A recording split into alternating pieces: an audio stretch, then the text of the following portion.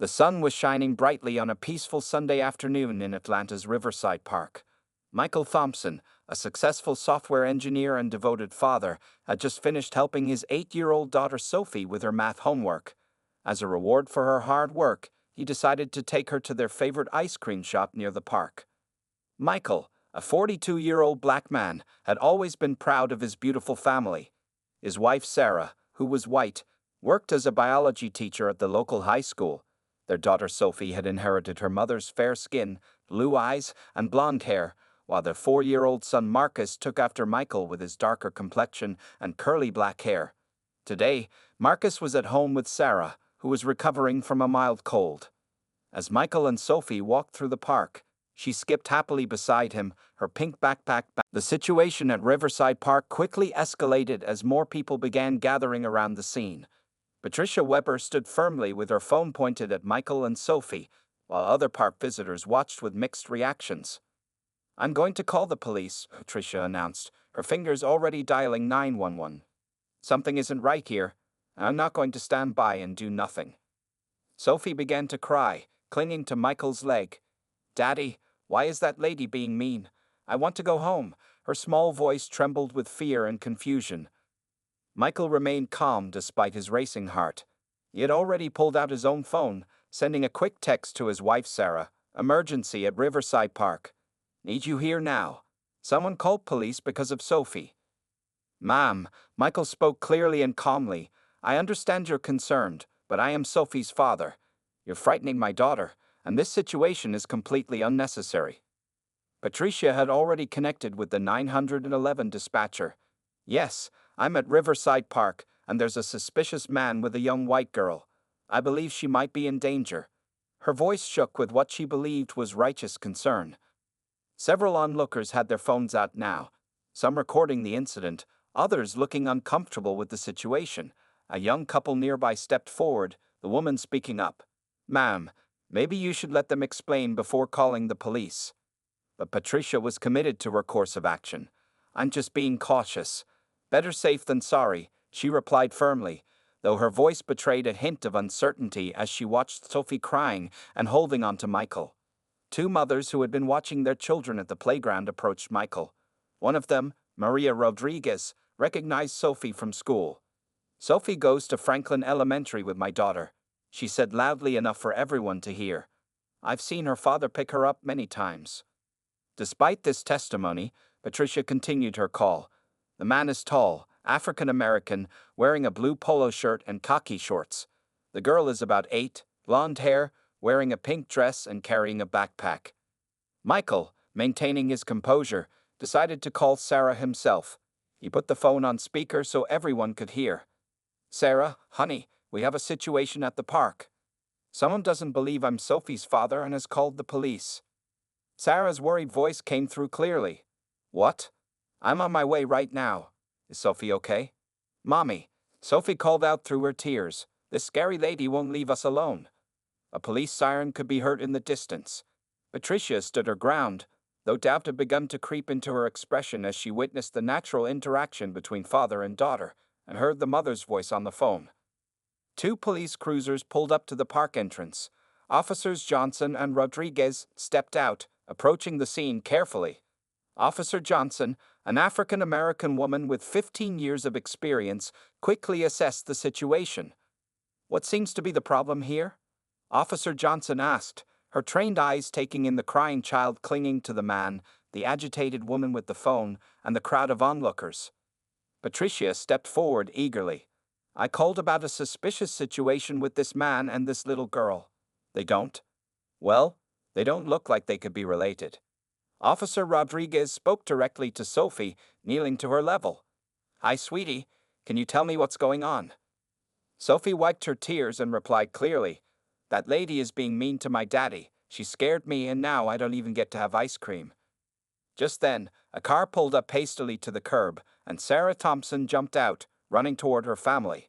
Her blonde hair, so similar to Sophie's, flew behind her as she rushed to embrace her daughter and husband. "What is wrong with you?"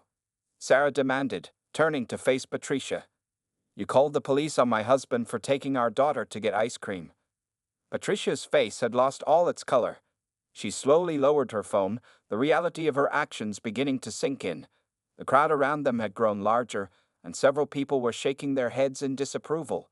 The scene was set for a confrontation that would force Patricia to face her own prejudices and assumptions, while the Thompson family found themselves at the center of a situation they had never asked for but would change their community forever. Officer Johnson took control of the increasingly tense situation at Riverside Park.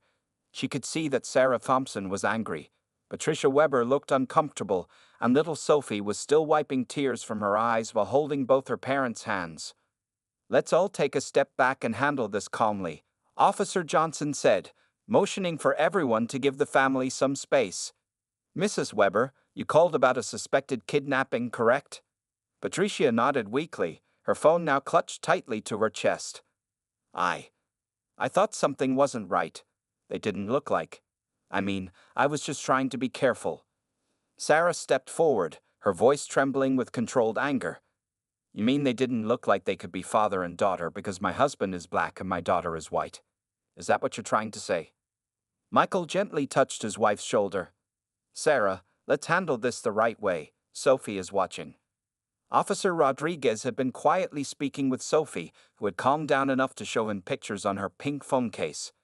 The cover was filled with family photos: Michael, Sarah, Sophie, and her little brother Marcus at various events and holidays. "Mrs. Weber," Officer Rodriguez called out, "would you come here for a moment?" He held up Sophie's phone case. "Take a look at these family photos. This is clearly a loving family that you've deeply upset today." Patricia's face flushed red as she looked at the happy family pictures. In one, they were at a beach, all wearing matching t-shirts. In another, they were decorating a Christmas tree, Sophie sitting on Michael's shoulders to place the star on top. Several onlookers who had been recording the incident lowered their phones, feeling the weight of the moment. Maria Rodriguez, the mother who had recognized Sophie earlier, stepped forward again. "I've seen Mr. Thompson at every school event," she said firmly. "He's one of the most involved parents at Franklin Elementary. He even helped organize last month's science fair." Officer Johnson turned to Patricia. "Ma'am, do you understand that making false police reports is a serious offense? More importantly, do you understand the potential consequences your actions could have had?" Patricia's shoulders slumped. The righteousness she had felt earlier had completely evaporated. I was just trying to protect." "Protect who?" Sarah interrupted. "Protect my daughter from her own father. Do you have any idea what it's like for mixed-race families to constantly face this kind of prejudice?" Sophie, who had been listening carefully, suddenly spoke up. "Daddy says we should forgive people when they make mistakes if they're really sorry." She looked at Patricia with innocent eyes. "Are you sorry?" The simple question from the child hit Patricia harder than any angry words could have. Tears began forming in her eyes as the full impact of her actions sank in. "I am so sorry," she said, her voice cracking. "I let my assumptions, my prejudices. I never stopped to think.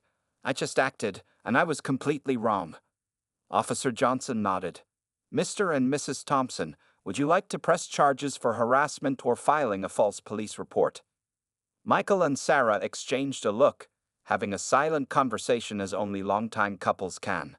Michael spoke first. "No, we don't want to press charges, but we do want something positive to come from this." Sarah squeezed his hand and continued. "We want to turn this into a learning opportunity for our community. This isn't the first time we've faced this kind of situation, and unfortunately, it probably won't be the last." Patricia wiped her eyes and stepped forward hesitantly. "I want to make this right. Please tell me what I can do." Officer Johnson smiled slightly. "I think I might have an idea. The community center has been wanting to start a diversity awareness program. Maybe this could be the catalyst for that change." As the crowd began to disperse and the officers prepared to leave, Sophie tugged on her father's hand. "Daddy, can we still get ice cream?" The tension broke as several people chuckled. Michael smiled down at his daughter. "Of course we can, Princess." He looked at Patricia, then back at Sophie. "Would you mind if Mrs. Weber joined us? I think we all could use a sweet treat after this, and maybe we can talk about how to make our community better for everyone." The afternoon that had started with prejudice and fear was ending with the first steps toward understanding and change. The small group walked together to Sweet Treats ice cream shop, just a block away from Riverside Park. The colorful storefront provided a cheerful contrast to the tense situation they had just left behind. Michael, Sarah, and Sophie led the way, with Patricia and Officer Johnson following at a respectful distance. Inside the ice cream shop, the owner, Mr. Chen, greeted them warmly. "Ah, my favorite Sunday customers. The usual for Sophie." He noticed the unusual group and the tear stains on Sophie's cheeks, but maintained his professional smile. "Yes, please," Sophie said, her spirits lifting at the sight of the ice cream display. "Strawberry with rainbow sprinkles." While Mr. Chen prepared their orders, the adults settled into a corner booth. The tension was still palpable, but the cheerful environment helped ease the atmosphere. Officer Johnson had decided to join them briefly, feeling this conversation could be important for community relations. "I've been living in this neighborhood for 20 years, Patricia began hesitantly, staring into her vanilla ice cream. "I thought I knew everything about keeping our community safe, but today showed me how wrong I've been." Sarah watched her daughter happily eating her ice cream at the counter, then turned to Patricia. "You know what hurts the most? Sophie is only 8. This isn't the first time she's experienced something like this. Last month, a woman at the grocery store asked her if she was lost while Michael was checking out. Michael nodded, his hand resting protectively on his wife's shoulder. "We've had to have conversations with our children that most parents never think about. How to respond when people question if we're really their father. How to deal with stares and whispers." Officer Johnson, who had chosen chocolate mint, spoke up. "As a police officer, I see this kind of situation more often than you'd think. People call us about suspicious situations that turn out to be nothing more than families going about their daily lives." Patricia dabbed at her eyes with a napkin. "I never thought of myself as prejudiced. I have black friends at church. I volunteer at community events. But today showed me that I still carry these awful assumptions." Sophie bounced back to the table, rainbow sprinkles dotting her chin. "Daddy, can I show Mrs. Weber my dance for the school play? I'm going to be a flower." The adults couldn't help but smile at her innocent enthusiasm. "Maybe later, sweetheart," Sarah said gently. "Right now, we're having an important grown-up talk." "Actually," Michael interjected, "I think Sophie's dance might be exactly what we need right now." He turned to Patricia. "Would you like to know why she got the part of the flower?" Patricia nodded, grateful for any chance to make things right. "Sophie practiced her dance for weeks," Michael explained. "But what made her teacher choose her wasn't just her dancing. It was because when another girl fell during tryouts, Sophie stopped her own audition to help her friend up. She didn't care what the girl looked like or where she came from. She just saw someone who needed help." Officer Johnson smiled. "Sometimes we need to learn from our children. They see the world with clearer eyes than we do." Patricia took a deep breath. "I want to do more than just apologize. I want to change. I want to help make sure no other family goes through what I put you through today." The community center's diversity program could use someone with your neighborhood connections, Officer Johnson suggested. "Sometimes, the best advocates are people who have learned from their own mistakes." Sarah and Michael exchanged looks. "We would be willing to help," Sarah offered. "Maybe share our experiences, help people understand the challenges mixed-race families face." "And the joys," Michael added, watching Sophie attempt to balance a spoon on her nose. "Because despite the challenges, we wouldn't change our family for anything." As they finished their ice cream, plans began to take shape. What had started as a frightening confrontation was transforming into an opportunity for real change in their community. Sophie, having finally succeeded in balancing the spoon, looked around the table at the adults talking and smiled, not fully understanding but knowing somehow that something good was happening. The afternoon sun was starting to lower in the sky, casting warm light through the ice cream shop's windows, as a group of former strangers began building bridges of understanding, one small step at a time. 2 weeks after the incident at Riverside Park, the community center was buzzing with activity. The Thompson family had worked with Officer Johnson and Patricia to organize the first community dialogue about diversity and inclusion. The large meeting room was filled with curious neighbors, local business owners, and families of various backgrounds. Michael stood at the podium, looking out at the gathered crowd. Sarah sat in the front row with Sophie and Marcus, while Patricia nervously arranged informational pamphlets at a side table. The local news station had even sent a reporter, making the event feel even more significant. "Thank you all for coming tonight," Michael began, his voice steady and warm. "2 weeks ago, something happened that could have torn our community apart. Instead, we're choosing to use it to bring us together." The audience listened intently as Michael shared stories about his life as part of a mixed-race family. He talked about the joy of watching his children grow, but also the pain of seeing them face prejudice at such young ages. Sarah joined him at the podium, holding his hand. "Our children are growing up in a world that sometimes struggles to understand their family," she explained. "But they're also growing up in a community that's willing to learn and change." From her seat, Sophie waved at Patricia, who managed a small wave back. Over the past 2 weeks, Patricia had become a regular visitor to the Thompson home, learning about their family and confronting her own biases. She had even attended Marcus's t-ball game the previous weekend. When it was Patricia's turn to speak, her hands trembled as she approached the microphone. "I was the person who called the police that day," she admitted, her voice shaking. "I was the person who saw danger where there was only love, and I was wrong." The room fell silent as Patricia continued. "But my mistake led to something important. It showed me that being part of a neighborhood watch isn't just about looking for trouble. It's about truly seeing and understanding our neighbors." Officer Johnson took the stage next, sharing statistics about false reports based on racial bias and their impact on families and police resources. "When we act on prejudice," she explained, "we're not making our community safer. We're actually making it more dangerous for perfectly innocent families." During the presentation, Marcus fell asleep in Sarah's lap, his small hand clutching his sister's. A photographer from the local paper captured the moment. The sleeping boy, his fair-skinned sister protectively holding his hand, their parents speaking truth to their community. The evening took an unexpected turn when Sophie asked to share something. Her parents exchanged glances before helping her to the microphone, lowering it to her height. "My daddy always says that family isn't about what we look like," Sophie announced with the simple wisdom of a child. "It's about who loves us and who we love back, and my family has lots and lots of love." Several audience members wiped away tears as Sophie continued. "Mrs. Weber was scared because she didn't understand our family. But now she comes to my dance practice and brings cookies for everyone. People can change when they want to." After the formal presentations, the community center hosted a potluck dinner where families could mingle and share their own stories. The Thompson story had opened a door, and others walked through it, sharing experiences of prejudice, misconception, and hope for change. Mr. Chen from the ice cream shop had provided dessert, setting up a small ice cream bar where children of all backgrounds gleefully created colorful sundaes together. The sight of the children sharing spoons and toppings, oblivious to their differences, spoke volumes about the future they could build. As the evening wound down, Patricia approached the Thompsons with tears in her eyes. "I keep thinking about what could have happened that day if things had gone differently," she said. "Thank you for giving me the chance to learn and grow." Michael smiled, watching Sophie teach Marcus and some other children her flower dance from the school play. "Sometimes the worst moments can lead to the best changes," he replied.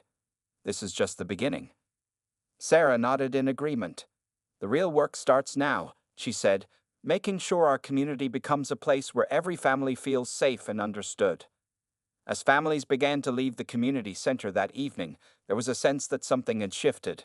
The incident that could have divided them had instead become a catalyst for change, proving that even the most difficult moments could lead to understanding and growth. 1 month after the community center meeting, the impact of the Thompson family's story continued to ripple through the neighborhood.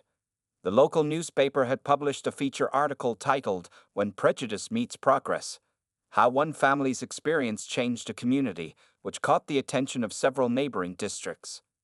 On a bright Saturday morning, Patricia stood nervously in front of a new group at the community center.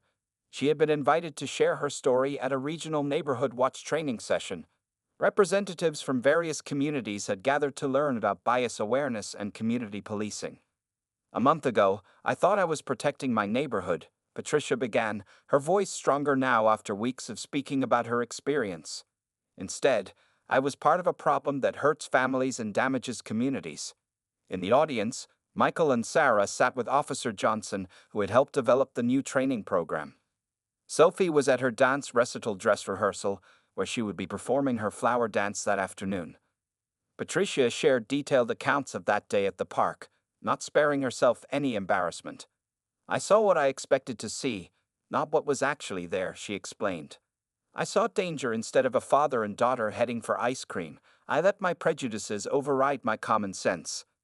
During the lunch break, several neighborhood watch coordinators approached the Thompsons, eager to implement similar training in their communities. Sarah pulled out her phone to show them something. "This happened yesterday," she said, displaying a recent photo. It showed Patricia at their house, helping Sophie and Marcus plant flowers in their garden. "This is what change looks like. This is what community should be." Officer Johnson took the podium next, introducing a new initiative called Know Your Neighbor. The program would encourage community events where families could meet and share their stories, breaking down barriers of misconception and fear. "What happened to the Thompson family isn't rare," Officer Johnson explained, "but their response to it, and Mrs. Weber's willingness to learn and change, is what makes this story special." Michael joined the discussion, sharing how their experience had affected their children. "Last week, Sophie's teacher told us something interesting," he said. "During show and tell, Sophie brought in a photo album, but instead of just showing pictures of our family, she included photos of Mrs. Weber gardening with us, Officer Johnson at our community meetings, and Mr. Chen from the ice cream shop. She told her class, 'This is my bigger family now.'" The training session was interrupted by an unexpected visitor. Mr. Chen had closed his ice cream shop early to attend, bringing with him a large photo he'd taken the day of the incident. It showed the Thompson family and Patricia sitting in his shop, having that first difficult but important conversation.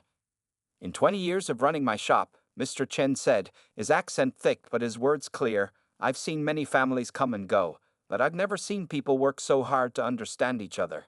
This picture shows the moment our community began to heal." Patricia wiped tears from her eyes as she looked at the photo. "I remember how scared I was to sit with them that day," she admitted. "I thought they would hate me. Instead, they taught me what real community looks like." As the training session concluded, several concrete plans were put in place. Other neighborhoods would adopt the Know Your Neighbor program.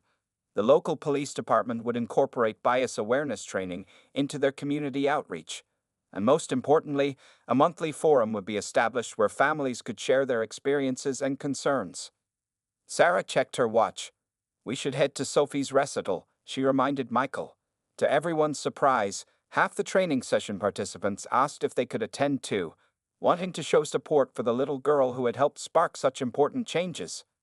That afternoon, as Sophie twirled on stage in her flower costume, she beamed at the unexpectedly large audience. In the front row, her parents sat with Patricia, Officer Johnson, and Mr. Chen. Behind them were dozens of community leaders, all there to support not just a dance recital, but the promise of a more understanding future. As Sophie took her final bow, Patricia leaned over to the Thompsons and whispered, "Thank you for helping me grow, just like the flowers in your garden." Michael and Sarah smiled, knowing that their difficult experience had bloomed into something beautiful and lasting. 3 months after the incident at Riverside Park, the Thompson family's story had spread beyond their local community. A regional news channel had picked up the story, focusing on how one confrontation had transformed into a movement for positive change.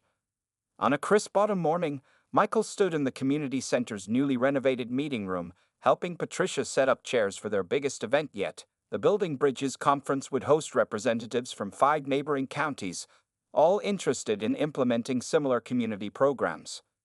"Would you ever have imagined this 3 months ago?" Patricia asked as she arranged name tags on a welcome table. "That day at the park, I thought I was ruining lives. Instead, we're changing them." Sarah arrived with Sophie and Marcus, carrying boxes of photographs and presentations. The walls were already decorated with images from their journey: the ice cream shop meeting, Sophie's dance recital, community gatherings, and garden photos showing their growing friendship with Patricia. "Look what Marcus made for today," Sophie announced proudly, holding up her brother's artwork. The 4-year-old had painted a picture of their family, including Patricia, Officer Johnson, and Mr. Chen, all holding hands under a rainbow. As participants began arriving, Officer Johnson introduced the special guest she had invited, Dr. Maya Roberts, a renowned expert on community relations and racial bias. Dr. Roberts had read about their story and traveled from Chicago to witness their progress firsthand.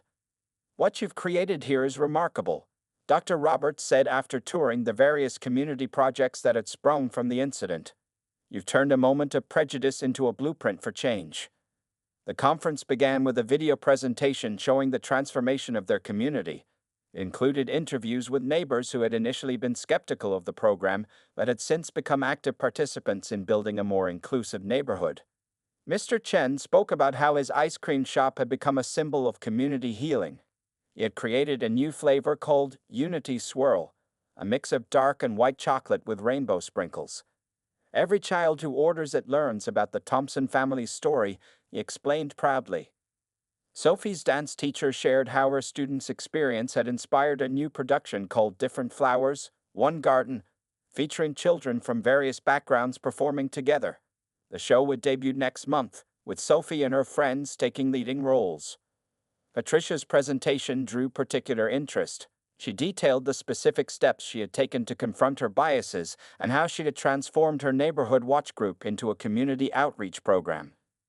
"We still watch out for suspicious activity," she explained, "but now we know what suspicious really means. It's not about what people look like or who they're with, it's about actual concerning behavior." During the lunch break, Marcus charmed everyone by going from table to table, sharing cookies that Patricia had baked. "These are friendship cookies," he announced seriously, "because friends share good things." Sarah presented data showing how their program had already reduced unnecessary police calls in their neighborhood by 40%. "When people know their neighbors," she explained, "they're less likely to assume the worst about situations they don't understand." The afternoon session focused on practical implementation. Michael and Officer Johnson had developed a training module that other communities could adapt. It included role-playing exercises, community-building activities, and guidelines for creating inclusive neighborhood events. "The key," Michael emphasized, "is not to avoid difficult conversations, but to have them with open hearts and minds. We're not just talking about change, we're living it." As the conference drew to a close, Sophie asked to share something with the audience. Standing on a chair to reach the microphone, she held up her brother's painting. "My daddy says that love is like colors," she declared. "The more colors you have, the more beautiful the picture becomes. Our community is pretty now because we have all the colors working together." Dr. Roberts stood up and applauded, prompting everyone else to join in. "Out of the mouths of babes," she said warmly. "This child understands what many adults struggle to learn." As participants began to leave, carrying folders of information and hearts full of inspiration, Patricia hugged the Thompson family. "Someone asked me earlier if I regret that day in the park," she said. "I regret my actions, but I'm grateful for where they led us." Sarah smiled, watching Marcus share his last cookie with a visitor's child. "Sometimes the worst moments can lead us to the best places," she replied. "We just have to be brave enough to make the journey." 6 months after the incident at Riverside Park, the Thompson family's living room was filled with cameras and microphones. A national morning show had sent a crew to document their story, recognizing how one community's transformation could inspire others across the country. "It started with ice cream," Michael explained to the interviewer, sitting on their couch with Sarah, while Sophie and Marcus played nearby with Patricia's grandchildren. "A simple father-daughter trip for ice cream turned into something none of us expected." Patricia, now a regular fixture in the Thompson household, sat in her favorite armchair, the one she used for their weekly family dinners. "I was the villain in the beginning of this story," she admitted to the camera, "but these wonderful people helped me become part of the solution." The reporter toured their neighborhood, noting the visible changes. Garden plots had sprung up in common areas, tended by families working side by side. The community center hosted weekly cultural exchange events. Mr. Chen's ice cream shop had become a national symbol of community healing, with his Unity Swirl flavor now being licensed to other stores across the country. "The most beautiful change," Sarah shared, "is what we see in our children." She pointed to where Sophie was teaching Patricia's granddaughter her flower dance, while Marcus and another child built a block tower together. They're growing up in a community that's learning to see with better eyes. Officer Johnson, who had been promoted to community relations captain, showed the reporter their new police training program. The Thompson-Weber Protocol, that's what we call it now, she explained. It's being adopted by police departments in 3 states. The camera crew captured a typical evening at the Thompson house. Neighbors dropped by with dishes for their weekly potluck dinner. The dining room table, extended to its full length, accommodated people from various backgrounds, all sharing food and stories. 6 months ago, Patricia said during dinner, "I thought I was protecting my neighborhood from danger. Now I understand that the only real danger was in my own prejudiced thinking." Sophie, who had become something of a local celebrity after her Different Flowers, One Garden Dance show became a viral video, stood up to make an announcement. "My teacher says our class is going to learn about what happened here," she said proudly. "We're going to be in a history book." The reporter asked Michael what message he hoped people would take from their story. He thought for a moment, looking around at the diverse group gathered in his home. "We could have chosen anger," he replied. "We could have pressed charges, sought punishment, or simply walked away bitter. Instead, we chose to build bridges. And look what happened. We didn't just change a few minds, we transformed an entire community." Sarah added, "And it's still growing. Every week we get calls from other communities asking how they can start similar programs. The ripples keep spreading." The morning show segment ended with a surprise announcement. The state governor had declared an annual Community Unity Day inspired by their story. The first celebration would be held at Riverside Park, starting with a community walk that would begin at the very spot where Patricia had confronted Michael and Sophie that fateful day. As the camera crew packed up their equipment, Marcus tugged on Patricia's sleeve. "Can you read me a bedtime story?" he asked, holding up his favorite book about a family of different colored crayons learning to draw together. Patricia looked at Michael and Sarah, still amazed at how fully they had welcomed her into their lives. "Of course, sweetheart," she replied, taking his small hand. The reporter asked for one final comment. Sophie, wise beyond her years, spoke up. "My daddy always says that love is stronger than fear," she said, and he was right. "Look how much love we have now, all because we didn't let fear win." As night fell on their transformed community, the Thompson family and their extended circle of friends sat in the backyard, watching the stars come out. The garden they had planted together was in full bloom, different flowers creating a tapestry of colors in the moonlight. "We did it," Patricia whispered, more to herself than anyone else. "We really did it." Michael squeezed Sarah's hand and smiled. What had begun as a moment of prejudice had blossomed into something beautiful, a testament to the power of forgiveness, understanding, and the simple truth that love, indeed, is stronger than fear.